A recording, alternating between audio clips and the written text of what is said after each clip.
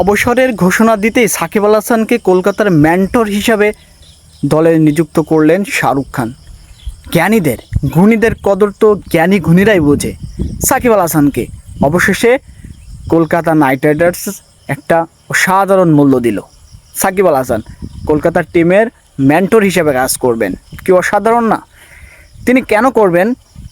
সাকিব আল হাসান এখন বর্তমানে অবসর যাচ্ছেন টি-20 এবং টেস্ট থেকে।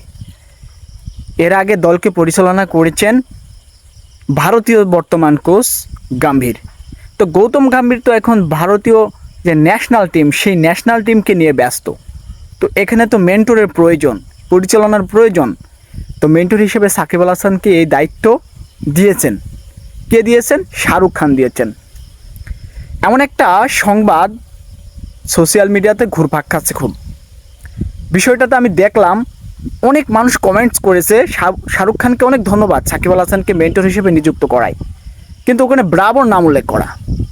বিষয়টা হলো থম্বনেল ক্যাপশন সাকিব আল হাসানের নাম আর ভিতরে ব্রাভোর নাম।